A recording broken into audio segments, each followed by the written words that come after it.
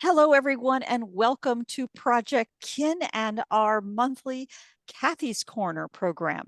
Today, I'm especially excited to welcome Kathy Stone, as always. This time, we're going to be talking about projects and, in particular, how you balance the artifacts and digital files that you're creating in your new projects in whatever form they take and having them backed up. Is that a backup? Is it an archive? What have I done with this? What do I know? How can I duplicate it? Did I make copies of things? Oh my goodness, what am I doing? That is a problem everybody encounters. And Kathy has brought to bear her expertise and insights into tackling that particular program. And that's what we're all, or problem. That's what we're all about here today. And Kathy Stone, again, as always, from a very sadly very smoky Calgary, Alberta, reporting in. I'm on standby to jump in and take over. If she starts coughing, we'll all understand that smoke is a very bad thing. Wildfires, insert commentary. I'm delighted to have you, Kathy. And why don't we take it away with this today's program? Great, thanks, Barbara. So happy to see everyone here today. And again, if you have questions, throw them in the chat. And Barbara does a really good job of keeping track of questions. She'll interrupt me to answer your questions. I don't mind being interrupted. I may actually have questions for you today because some of what we're going to talk about, there isn't if there was a written prescription, we could have just mailed you out the instructions and said, do it this way. But like many things, not only one way to do it, but some things to keep in mind when you're setting up a system. And so I went back and forth. Barbara and I decided we'd call this Projects Meet Archives. And then I went back another day and thought maybe it should be called Archives Meet Project. I'm not sure which way around we should do it, but we'll talk a little bit about different terminologies but essentially what we're talking about is as we've gone through in Kathy's Corner of how to digitize and organize all your photos, memorabilia, all the stuff. I love a better word that covers it all. I think I said best practices for using media, which I'm using that as sort of to encompass your photos, your slides, your negatives, your scrapbook scans, your digital photos, whatever you happen to have. We've now created digital files. We've talked in the past about the whole process of organizing, scanning your physical media, and it may be photos as well of objects, maybe part of that media that you might want to use in a project. But for lack of a better word, Barbara and I are going to call it the stuff. So you have all this stuff and you have all these digital files. And if you're like me, your computer tends to get a little cluttered, or wherever you store all this information tends to get a little cluttered. And we're trying to find a method that will allow us to work on projects, because that's sort of what we're all about at Project Kin, and what we've talked about with Kathy's Corner, a difference between, as Barbara said, I'm a professional photo manager. What I did with my clients is different than what we're talking about here, because now this professional photo manager is working on her own photos. And I might not do that the exact same way that I would if it was a client, because a client has, it might be better because a client has time frames, and also I got money for it, but I don't anymore for my own photos. I'm hoping just for a little accolades from the family at some point. But so we looked at a different method, and the professional method is sometimes, I'll say it myself, it's kind of boring. And it's where a lot of people stop trying to get everything organized, and they sit down and say, I'm going to organize all my stuff. And then it's like, oh man, this is actually a lot of work. And it's not very much reward using that method that we use as pros. However, we're looking at something, and I think I read an article the other day where it coined the term project-based organizing, which was what we've been talking about as Project Kin. Is it's possible to work on your photo archives that lead to a project that then you can say, okay, that project is done, and then I'll move on to another project, and at least you get more reward in the sense that you've accomplished something, rather than trying to organize. Again, depends on how much stuff you have. If you don't have too much, not a problem. But if you have a lot of stuff, it can be very daunting task. So Barbara and I have found the idea of the project just makes it that much more enjoyable and something to share. And so now we're going to talk about how we link up the projects with our main archiver file. And again, here, you know me, I like a good system. So what are the best things to do, or the keys to this, is to set up a system, document the system you're going to use, and then maintain that system.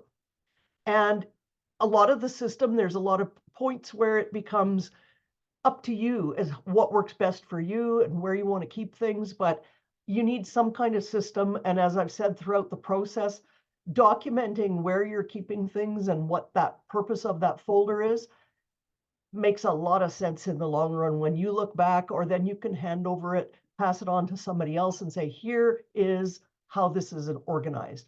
We do that with clients. They get a document at the end of an organizing job that says, okay, here is the main archive, here's the abbreviations I used, here's what the folders are called, so that they have something to look at more than just a whole pile of folders and things. So those are, to me, were the three keys, is to have some kind of a system.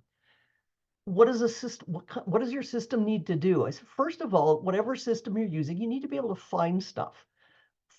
Get your hands on the stuff that you're looking for quickly and not be searching through a whole pile of folders. So that comes down to knowing where your main, I'm going to use archive for the lack of a better word right now, where the main collection of stuff is. What is that? Where is that put? You want to keep your originals intact. I know a lot of people, and where we introduce tons of duplicates into our system, which is my next point, is don't create unnecessary duplicates. See, Barbara, I added that. I've been saying don't make duplicates, don't have duplicates all along, and now I'm added into there unnecessary duplicates. Nothing wrong with duplicates, but you need to have an intentional purpose. And so that's part of having a good system. So your originals are going to stay intact. And I thought a little bit about that, sort of begs the question of what is an original. And we've talked back and forth about this, and I think it's, I'm going to go with my favorite answer. It depends. What does it mean to you? And Barbara and I were briefly talking. I said, in terms of a scan, the original is actually the physical thing you scan. To me, that's the original. So that's a whole different issue, because you've got to store that. You're talking now about archival storage. But what about the digital scan, the scan version? Well, to me, the original file is it. I was saying to Barbara, for me, and if I go into my scans and rotate all my files, I'm not going to save the unrotated version. I'm going to save the rotated version, because very unlikely am I ever going to want to go back and unrotate my photos. And also, if I somehow, for some reason, wanted them to be up the wrong way, I could just rotate them up the wrong way there. So to me, that's a rotated photo is still my original.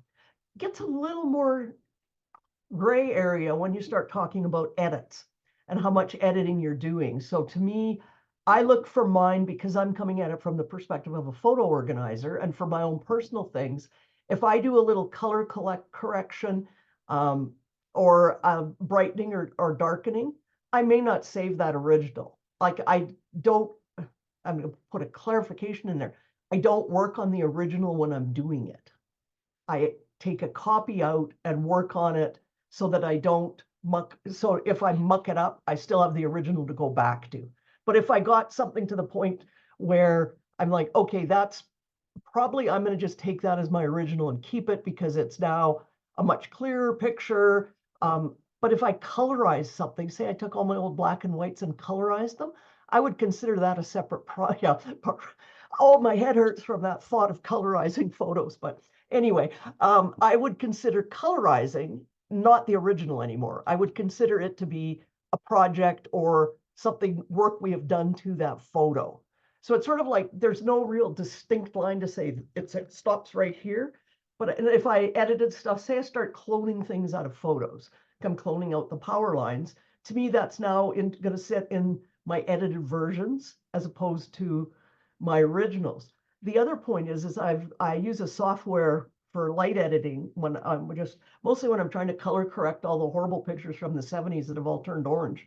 I'm saving those as edits, because somewhere down the road, there may be, as everything improves, there might be a better way to fix them. So I've got them fixed so that they're not as horrible as they were when they were taken, but I'm going to keep my originals and put the other ones as the edits that I will use in a project. Something's happened, I'm blurry. Either that or I've gone blind. I don't know why my camera has turned blurry, but sorry about that. I don't know really what to do about it. I haven't gone anywhere, so Kathy, why don't you turn your video on? Oh, there, it's solved. It's solved. It was Zoom. It's okay. It's good. okay. You're back. Okay, very good. Yeah, that was weird. I'm looking at all of I'm looking in gallery view and I'm like, oh, something's oh, I'm really blurry there. Have I lost my did the smoke get in the house again or what? But anyway, again, I would probably keep those things as edits and not and still keep a pure original scan as one of my originals. So it's, I guess, sort of what you feel like you may or may not want to go back to. And in how you keep it. If you're messing around with things like cloning, color, all those things, to me that becomes editing more than just something as simple as just rotating the photos. Or even, I wouldn't even necessarily say a crop would be an original anymore. I think I would consider cropping to be an edit.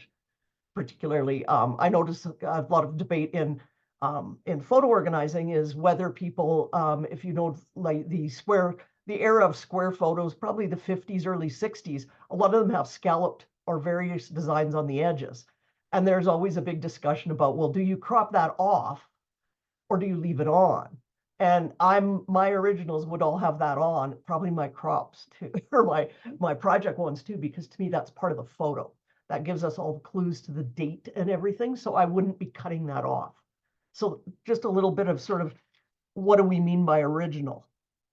You don't want to create duplicates because that's the curse of many people with their photos. And that's part of why you need a system, is to keep track of what's a project that I put photos into versus what's that original file that I'm using. And maintain your archive. Your archive, or whatever we're going to call that thing. We're going to look in a minute at many possibilities, and you can pick one that you like. It's a static. It's not static. It's an evolving thing. You add to it.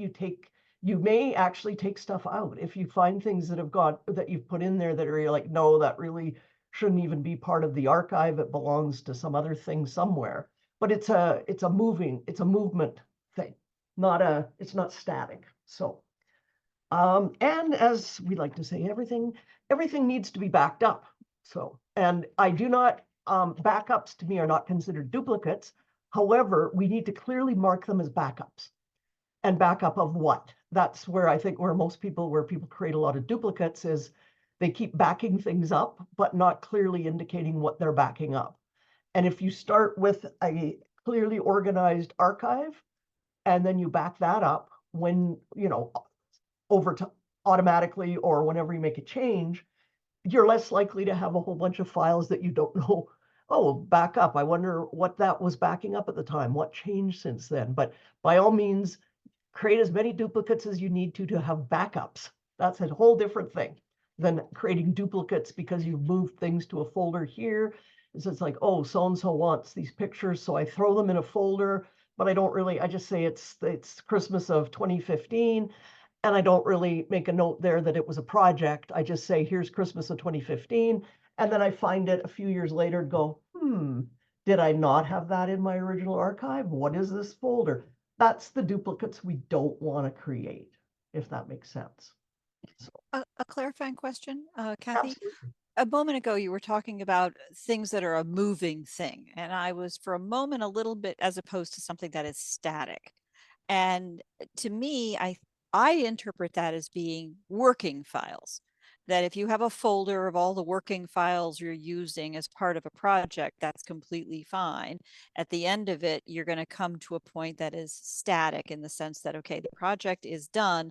Here are the static variations of those originals that were used for this project. The original is the original that is still in the archive. And now I'm going to take this working file or rather the elements that were used in this working file and the final project, take all of that and create its own archive that is, because of course the working files were backed up while I was working. Is that the idea? Yep. Yep. And it's just more to me, it's that main thing that we're calling right now our originals, quote unquote, that isn't static. Because if you continue on, if it's your whole archive, I'm still taking family photos. I still have more photos to add. I have to, like, my mother-in-law had her 90th birthday last year. So that's going to be part of the archive, even though a year and a half ago it wasn't in, well, Right. didn't even have the end. So in that that's sense, what I mean, things going into, so the originals have to go into that archive. right. It's like If I a do Roach a Motel. project, say I do a thing of all the project on the pictures that I gathered from my mother-in-law's 90th celebration, that would become then a project that comes, the originals are still there, but I take those photos out of my original hub archive and put them into a project called Joan's 90th birthday. Mhm. Does that make sense? Yes. And then there would be a final version of whatever I decided for Joan's 90th birthday that would be done. Be it I made an album, I made an online gallery to share, I made her a wall print.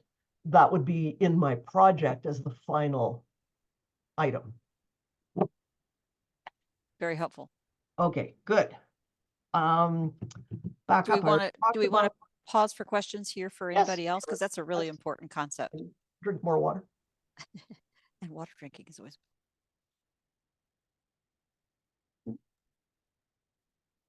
Kathy, what I do is I scan when I get, and I have DNGs and I keep them in like a hub. And then when I do a project, I export them as JPEGs to use in using the project. And then when I've made the project, I delete the JPEGs. And if I ever want them again for another project, I'd re-export them. So in doing that, it keeps it really clear in my mind what the originals are. Yes. And I have like the original DNG, and then I have a derivative if I've edited it. So Yeah. I might have different versions of DNGs, but I don't use those in I only ever export to use in the project. Yeah. And then get rid of those afterwards. And that way I don't have JPEG duplicates at all. Yes. Very clever. Does that fit in with what you're saying? It does, yes, because you're exporting your main hub has your DNG files in it.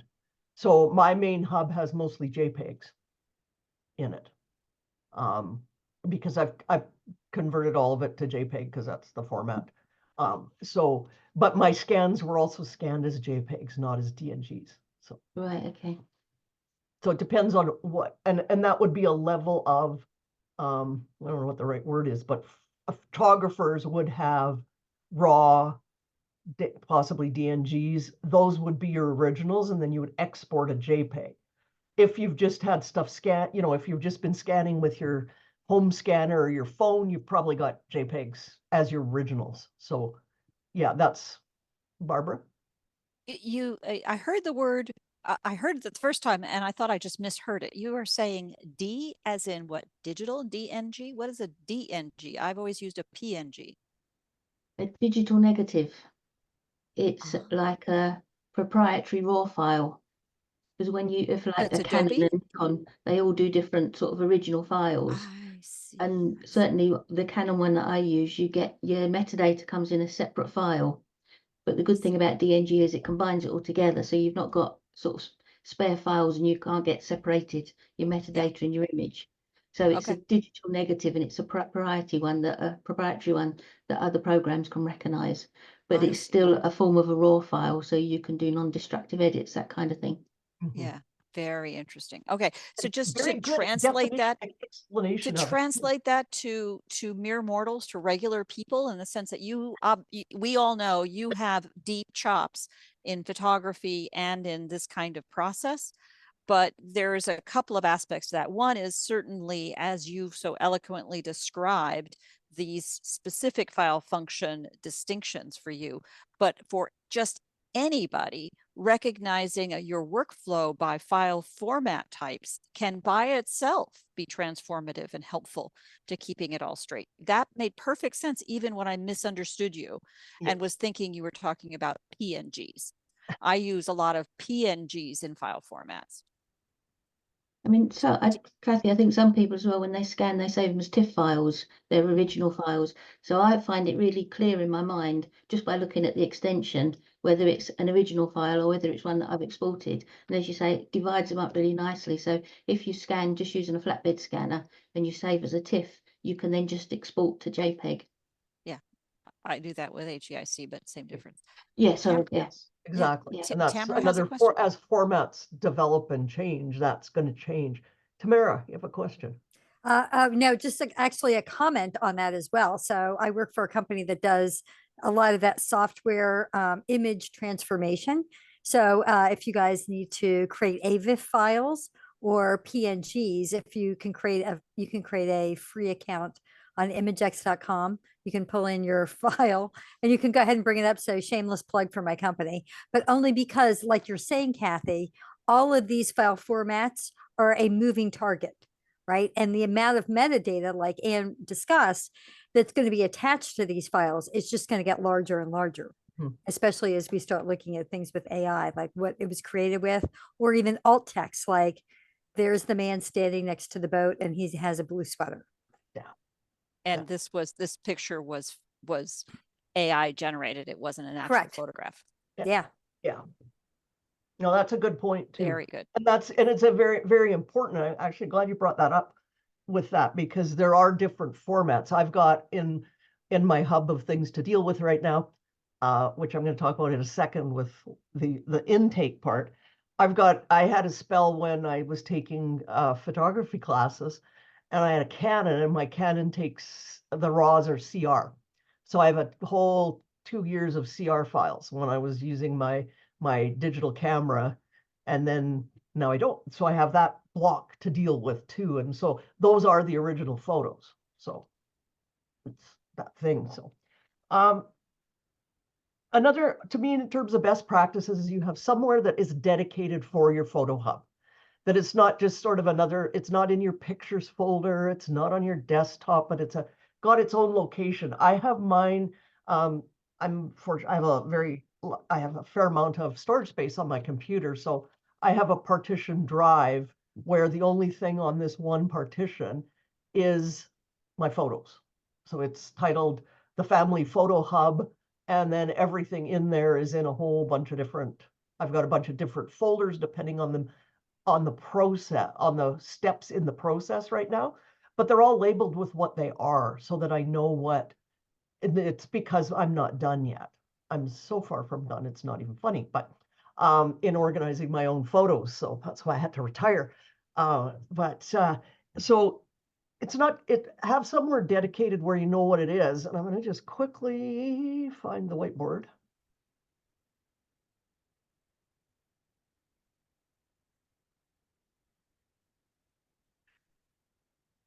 Okay, that's not what I'm trying. Oh, there it is. It popped up. So I did a little survey of some of my photo manager colleagues, and I also used ChatGPT and asked it what you called a collection of photos. And so this is sort of a summary. So, and again, slanted because of my photo managing colleagues. When I first started doing this, we referred to clients having a photo hub, and you used that term as well. That's a fairly common one and still is. Family Archive seems to be the leading name for this collection, but there's all sorts of things. Somebody had a legacy portfolio. You could call it I wouldn't call it some of these, it split my words out, but sometimes it's referred to as a photo vault, a heritage archive, whatever. But the important thing is pick a term and write it down and call that be what you called yours. I've decided to call mine the Family Photo Hub. I might change it to an archive, but I've been using Photo Hub for a long time since I started photo managing. So I'm going to just keep using it because that's the word that for me rolls out of my mouth easier than is a photo hub.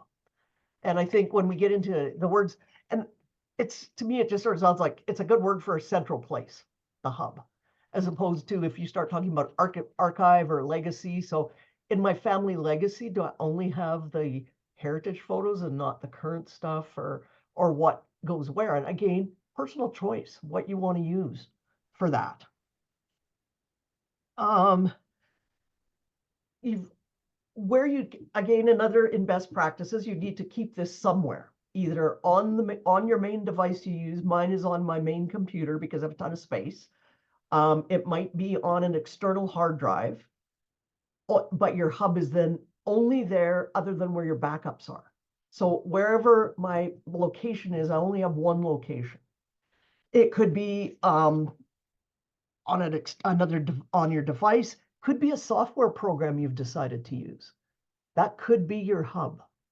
I like to keep my hub independent of software. I use software for organizing. I'm using Forever's Online. I use the program that was used to belong to Creative Memories 100 years ago when I first got a digital camera called Historian. I still use programs like that. I've dabbled in Lightroom, but my original photo hub will remain outside of a software program. Why? Because I don't want to have my photos all stuck somewhere if that happens to go away. So if I've got my originals and I might work in another program and do all my metadata stuff in there, and use another program, but I want to keep my original hub independent of a software, so that I'm not stuck down the road going, oh, guess what? This software is no longer available. And then I'm stuck trying to get everything out. So I prefer that. Like, and I know if you're an Apple person, you probably like to have everything in Apple Photos. Is that what it's? Ken's going, absolutely not. Again, it's another software. And I think we've seen over the years from, what did it used to be, iPhotos? Then it changed to Photos, and I guess they've just made a bunch more changes to it. I'm not an Apple user, so I haven't looked at that yet. I will. And now that I'm retired, I may never look at it. You never know. But I might put that in the category of things that would be nice to know, but I don't need them to know them right now. But it's up to you, basically. And I think those are just things to consider is, is it somewhere where I can easily get at it, no matter what I'm using as a program. So for Apple people, Photos, you're dedicated to Apple. I'm not going to say don't do it, but Barbara's going to speak up because this is like the old commercials of the Windows and the Apple where they used to Here's the discuss part where it sounds like Ken and I are on the same page on this one. Here's the part where I point out that please don't use the term Apple people, because there are those of us who use Macintoshes and iPhones and so on, and violently refuse to use Apple's photo product. Although I have started to enjoy some of their other products, but I will refuse to use Apple's photo products because I think those are different. Yeah. And I think the ways in which they're integrated into phones and then phones to computers, for Apple's perspective, they're trying to drive that integration for strategic purposes. It really confuses people. So for our little egos, please separate those things. Okay. I'm not an Apple Photos user. Yes. And I think that's true. Flame There off. are many people who are Mac users who do not use Photos or iPhotos, or I think it's still going to be called Photos. I don't think its name is changing, but it's the same thing. I'm a Windows user. I do not use Windows Photos, never have. Like, I don't use that program. I don't. My phone does not go to, I have an Android phone, and it doesn't go to, it goes to the gallery on my phone. It doesn't go to any other app on my phone. It just goes into a holding spot until I can move it somewhere else. But we're into my hub eventually, so that it's all in the same place. So that's I think what I mean, my dedicated, the location of it.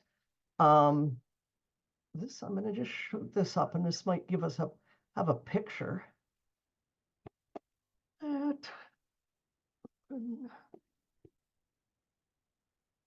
I've only used this now 2 sessions, so I'm just getting used to it. So forgive me if I suppose I should be in presenting mode, but I keep losing it.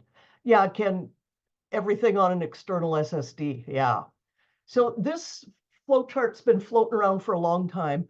It's got a credit given to it that it's from the Swedish organizer, who is now the organizingyourphotos.net. It's Carolyn Gunter. She did a session for us last fall on metadata in your family photos. It's this, I got this because I own the book, The Guide to Photo Organizers by Kathy Nelson, who's a founder of the Photo Managers. But I like the diagram, and I thought I could draw a new one, but I thought, or I could just give credit to everybody here, to Kathy and to Caroline and many other photo managers who have used a variation of this. So to give you a visual of it, you have inputs into the hub and then outputs. And I put project in big letters because that's one of our outputs. But your inputs, right now I have a big long list of inputs because I'm still in the gathering stage. So I've got photos that are phone backups. I've got an old phone backup. I've got photos in forever. I've got photos that are on my computer. I've got folders full of all the family stuff I've scanned. So all of those eventually need to go into, so I would make a big list of all those things here as my inputs, and then they are in various forms of my originals. They're all from my originals, and they all need to go into the hub eventually. And so once they get in the hub, then then there would be hopefully only then one more input, which would be a folder for new photos, and I don't mean just new photos I've taken. You may add things to your hub because you've suddenly found more photos. You've suddenly been given more photos where someone's had them. They were in Auntie Louisa's basement forever, and they said, oh yeah, Anne's the photo person in the family. We better give her this big box of stuff. So that might become another input that has to be dealt with and put into the hub. But the hub, the original, the archive, whatever you want to call it, that's the one in the middle. And again, we always talk about 3 backups. One backup that is probably located like on a backup somewhere other than where your originals are. If I could say that, if you've got your originals on a drive, then you should have a backup besides that, if that makes sense. Like I've got mine backed up to an external drive in my house. I've had an external drive that lives with a neighbor for quite some time. It doesn't get updated very frequently enough.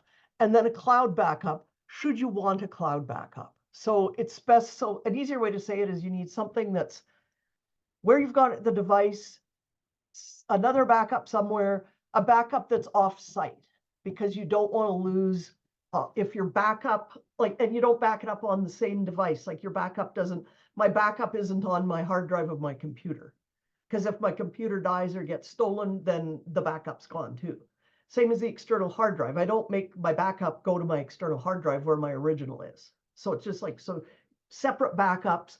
Cloud, we've talked about that before in terms of security and everything else. That's a personal choice. But if you have, then I might want a backup. So we say 3 backups somewhere. Because of hard drive failures, like if you've got, say the backup, I lost a bunch of photos one time. Still don't think I figured out where they went, but because they were one of my external hard drives failed. So they might've been on there as a backup. So it's important to keep your backups up to date too.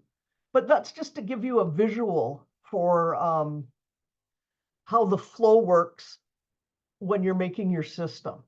And then you're going to write in here where it is, like the information here, write down where you've located it. So my hub is on my D drive in my computer.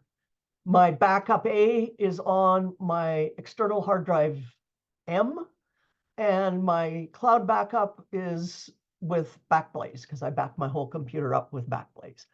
And I do that more for convenience. Backblaze isn't just a photo backup, but because I'm in the process, I don't have a clear, I don't have my hub is not organized yet. Otherwise, I could back my whole hub up to like a program like WeTransfer or somewhere permanent.org forever, something like that. But because it's not organized yet, there's, I have Backblaze, Carbonite's another one. But it's just the peace of mind. It's an automatic backup. It backs up every day. It's backing up my computer and that external attached to it. So I've got somewhere to get it back should there be a disaster happening, like a fire. Like more and more disasters seem to happen all the time. And then outputs are generally a little different, a copy, or as Anne said, you're going to export as a JPEG for a project. You're not taking out the original to put in your project. So your originals stay in the hub, and then you either copy if you're already in a JPEG, or you export it as a file, but the original stays there. You're not tampering with the originals. If you export stuff to edit, you may then make a conscious decision to replace some of the photos in your folder with something edited, again, depending on what editing you've done. But that's got to be a conscious decision. You don't take your originals and start editing. We use working files for everything. Even the first thing what I've done is I have a backup of what we in the industry refer to as the mess. I have a backup of my photo mess. So I shouldn't say that we call your photos messes, but they are. So I've got a backup of the mess, which is all the places where I have photos located. And then I've got a separate folder called my working file. And I'll use, for example, I scanned all the family photos. And so I've got all the scan folders, and they were somewhat organized chronologically, but they need a lot of work still. So when I'm working on them to move them to the original file, eventually in the organized file, I do a working copy. Like when I'm moving stuff around from folder to folder, like I don't want my original hub to be a mess. I want my original hub to be organized the way I want it. But I also don't work on the original files when I'm doing any kind of work. You take them out, you work on them, you might put them back in there. Just to, how we're doing for time. I would set up also, because we talk about projects, I would set up a project archive as well, or project hub, where you're going to keep all your finished projects. Barbara and I were looking at this the other day, and I've done, I do a lot of digital albums, and they're actually backed up where I order the project from, and they're backed up on my computer. So they're backed up within the software as opposed to a separate file. But just to have a backup of that project for a couple of reasons. One, you may need the project again. You might want to repurpose it for something else. Or if you've done work in the photos, I'm not editing my all my originals, like doing I'm just edit stuff as I need it for a project. Like maybe some point I'll have all the time in the world, and I'll go back and I'll edit every single photo, but I'm not planning on it. Again, I figure down the road, I may edit something, and somebody that's inherited these photos is going to use it for something and goes, yuck, like, why did you do, we'll go back to colorizing, for example. Like some people love colorized photos. Some people like to add motion. I personally find it creepy, but the one where it says, oh, we'll make your grandfather move. And it's like, okay, I don't like this, but it allows somebody to go back to the original file and use it. So, and I'm hoping down the road, somebody will invent a system where you can, a good system to increase the size of photos, because I have a whole collection of our family photos that were scanned quite a long time ago by my cousin, who at the time had the top of the line scanner. She'd paid a ton of money, probably in the thousands. And the photos they're all less than, they're in the range of less than 100 kilobytes. So great to look at if you only want to look at them online, but if you're trying to do any project with them, not so great. So I've got a lot of the photos I have. So I'm busy trying to, and this is how I don't want to create duplicates. I'm busy trying to figure out which ones need to be scanned over or which have been scanned, and putting the higher quality one into my hub and keep those. So we had a couple questions. I'm just going to pop open the chat there. I have a Samsung drive too. My SSD is a Samsung too. I edit in my photo book app that I use. I've also used for editing a very simple, it's called Restore by VividPix. And it will let you do adjustments in to a whole bunch of pictures. Like if I'm putting those 1970s photos in, like the whole set that we're all on the same roll, generally the color and tone of them is all the same bad, same degree of not good. And so I can use a preset from the program, partly because I haven't used Photoshop. Like I said, since digital photos came along, I've been using old software from Creative Memories now forever.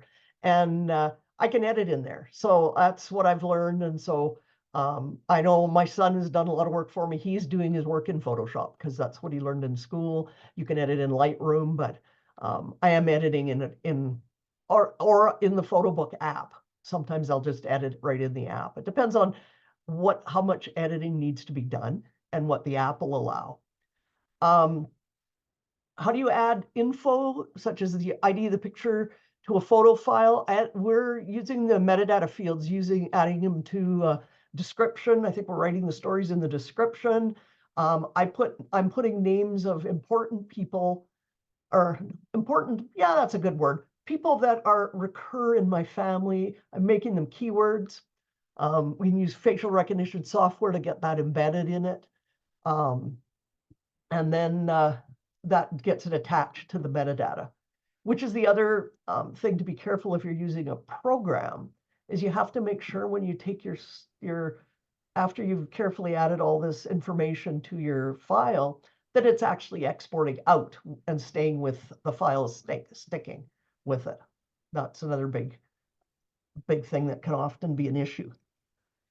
Yeah, Kathy, that's my issue, is that I can add that metadata to files, but when I go to export it, it disappears. So right now I'm using Adobe Bridge, which is free, and I can add all kinds of metadata to that, and that seems to stick with the picture. But at the other end, they also have to have Adobe Bridge to be able to read that metadata. Does that sound about right? I didn't think so. Do you know, Anne? Anne's shaking her head. I don't know. I didn't think they need Bridge to read the metadata. It should just be embedded. Yeah, you should, if just the operating system of your computer, if you're a Mac, if it's Explorer, or Windows in File Explorer, I think you could just read it there. Just by right-clicking on the image and opening up details, you should be able to see the metadata there. So to speak Mac, you just get info, Command I on the image file that so take an image, stuff your metadata into it, then export it, look at it in the Mac Finder and do get info and see if you can see what you're looking for. Yeah. Or somebody else's product.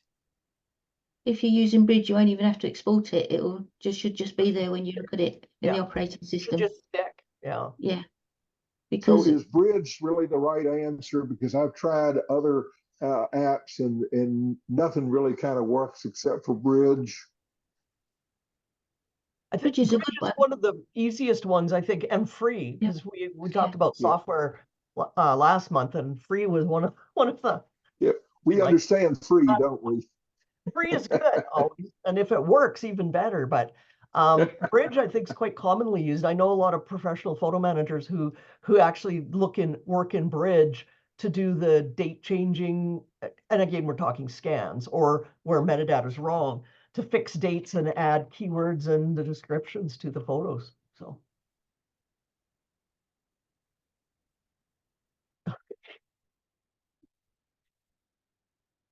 Okay, don't work on originals. We talked about that. We got the import and the backup. I think, Barbara, that's all I had to say. We can. Despite my interruptions.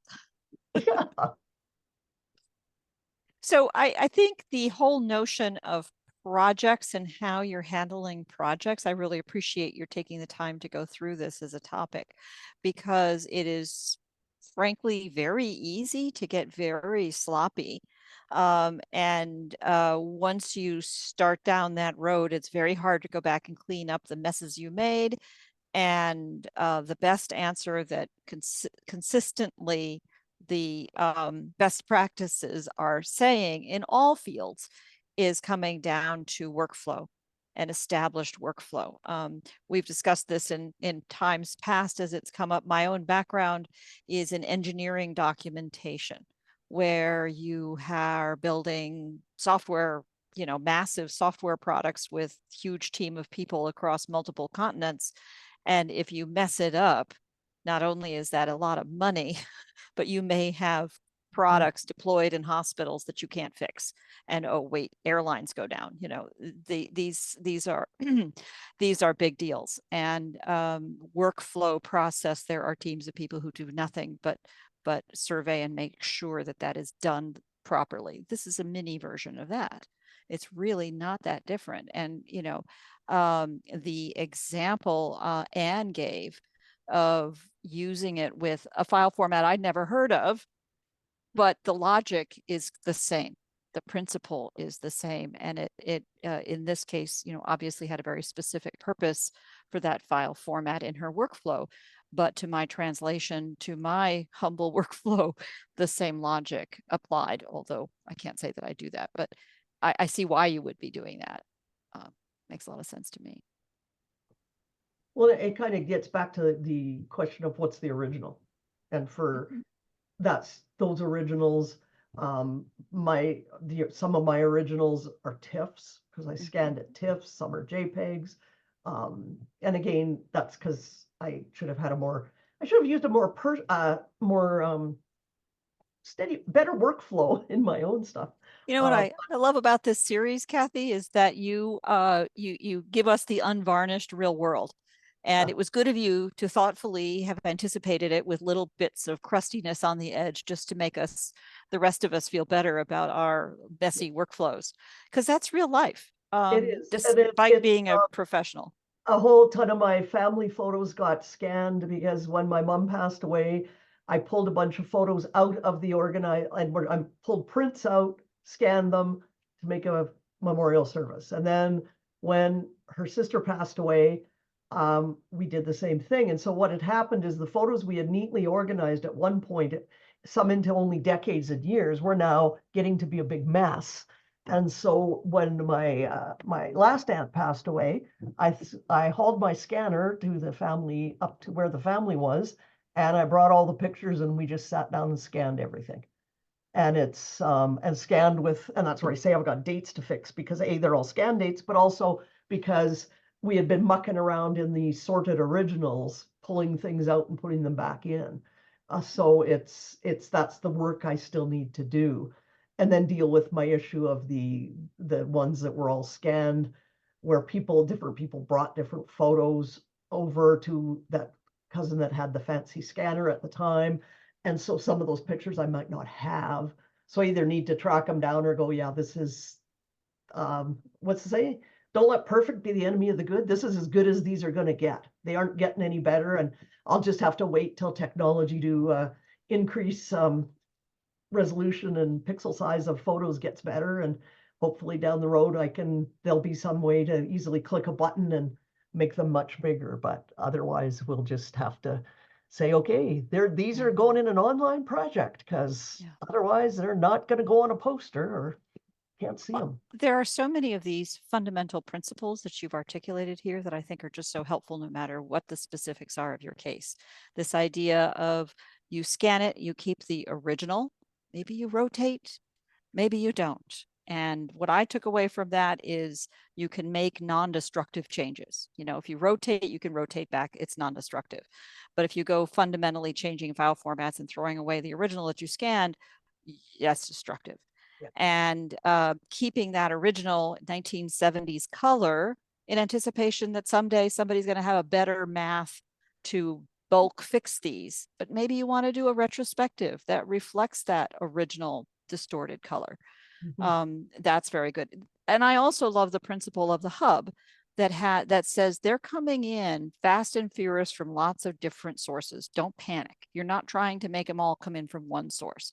Second, you know, what is to you lots of different scanning events is also today in my practical world a big family group of 30 people all in the same place at the same time. We had photos fast and furious. We have over 500 photos just in one album. But then there's all that showed up in chat. iPhone and messages generates gigs. I don't know about you, but I have at least 4 or 5 gigs of photos just in the one family chat channel of 17 people. Yep. And those are good photos. And I worked out my workflow. My fierce workflow is every time I see a photo that's in the least bit interesting, I save it and put it into my hub. In this workflow, I have this whole thing of where Apple Photos, Google Photos, and so on. I'm saving it on my phone, which goes from Apple iMessage to Apple Photos. And then I have my backup that goes to Google Photos, and Apple Photos on my computer cannot happen because it really messes everything up, which is why I feel so strongly about it. But it's still the same principle of workflow. I see you, Tamara. I see you. And just being consistent. Yeah, Ken, we've had different subject each month. We started off over a year ago with Kathy's Corner, and we were talking about the eight steps to take your photos from tubs to tales of yore. And I went through the process that a photo manager would use from the finding and gathering, and so those are all recorded. And now this year, since we covered the whole 8 steps last year, and so this year we've just sort of been picking topics as they come up, and this issue of Barbara and I've had many discussions about duplicates and originals. So we thought, well, this will be a great topic to talk about today. And talk a little bit too about terminology. But we've talked about the last month we talked about not what the best software is, because we don't pick particular softwares to recommend, but we talked about how to pick a software for organizing your photos, and also the issue that when you pick a software, you may end up with different softwares for different purposes. So that's what we talked about last month, and went through some more criteria for how to pick, as opposed to saying use this one. Because sadly, there isn't really anything yet that is perfect. I was helping somebody yesterday help one of their clients because her daughter learned how to use Lightroom in school, and they took a big trip to Africa, and she thought, hey, Mom, I'm going to put all your photos in Lightroom. And now Mom's Lightroom subscription is due again. And she goes, why am I paying for this? Because I can't do anything in it because I can't figure it out. And the lady is not, she's a smart woman. She was she was an architect or something. So it's not like she can't figure stuff out, but she's just like, this is one of the most non-intuitive things I've ever looked at. And with my limited knowledge of Lightroom, we spent quite a bit of time yesterday just trying to figure out how to get her photos out of it, just to recover all the photos. So it's got to suit the user. It has to work for you. And that's, everybody can say, well, you should use this, you should use that. And it's like, I don't like the word you should anytime. It's sort of like, you got to figure out what works for you. And again, it's back to the whole, I guess, systems and processes is what's your goal? And what do you want to see at the end? Sort of when you've got everything all done, what do you want to be able to do? And today we talked about, well, I want to be able to export stuff and work on my projects, but not create duplicate image files and not lose my originals. So we do talk about, I can't think of anything else. I can remember a month ago, that's not bad. Other things we've talked about, but we do have and the recordings are all on Project Kin Substack. So all of these recordings are if you go to projectkin.org/Kathy's Corner, Kathy's Corner, you'll find the entire archive, and they're all free because that's just how we roll. That's what we're doing. Also, Project Kathy's Corner is but one of the kinds of projects and events that we have here at Project Kin. All of these are really all about helping people tell their stories and recognizing that in modern days, there's hardly anything that we do short of writing a handwritten letter that doesn't involve technology in some way. And particularly as it relates to our archives and our family history and our family stories in ways that will be preserved and passed down in future generations, finding ways to make those seamlessly work together and tell stories is what we're all about. And Kathy has been a gracious friend since our days in a previous startup, and a gracious supporter, and really is our hub for this key challenge of the digital images, documents, and images that are part of so many of our projects in an archival way.